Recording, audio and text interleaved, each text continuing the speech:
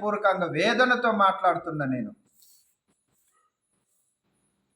పరిగెత్తిన ఎక్కడికంటే అక్కడికి పరిగెడుతున్నా. ఏంటయ్యా నీ లాభం ఏంటయ్యానంటే, ఆ గృహంలో అద్భుతం జరుగుతుంది, అదే నా లాభము. అది రాత్ర పగల చీకట చల వర్షమా ఎండాకాలమా అన్నది నాకు తెలియదు. ఆ రీతికి పరిచర్య కొనసాగిస్తుంటే, ఆ రీతిగా స్వస్థత పడ్డవారే, మేలు పొందిన వారే, మేలు చూసిన వారే, మేలు అనుభవించిన వారే, మరణం నుంచి బ్రతికిన వారే ఈ రోజులలో ఏమంటున్నారనంటే చేతబళ్ళు, మంతరాలు.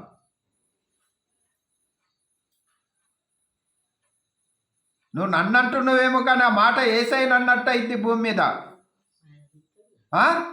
ఒకవేళ నేను నిన్ను అన్నట్టు అయితే ఉంటే అది యేసయ్యను అన్నట్టే.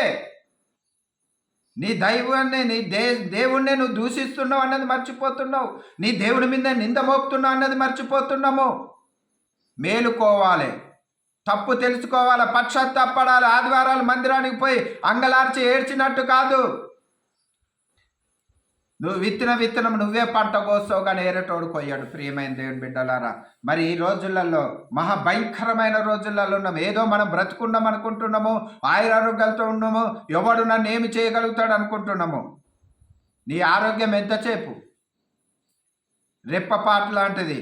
ఆ శరీరంలోకి వెళ్ళి ఆ ఊపిరి అనేది ఆగిపోతే నువ్వెవడివి అసలు? నలుగురు లేకపోతే నీ బాడీ బయటికి పోదు. ప్రియమైన దేవుని బిడ్డలారా, ఒకవేళ ఏదన్నా కుక్క చనిపోతే దాన్ని తీసివేయటకు ఎవరైనా ఒకరు వస్తారు, కానీ ఒక మానవుడు చనిపోతే మాత్రానికి గంచెత్తరం లేని స్థితులు ఉంటాయి. అలాంటి పరిస్థితులలో మానవుడు గ్రహించలేని స్థితిలో బ్రతుకుతున్నాడు. మరి అందరించి మానవ జీవితం అనేది చాలా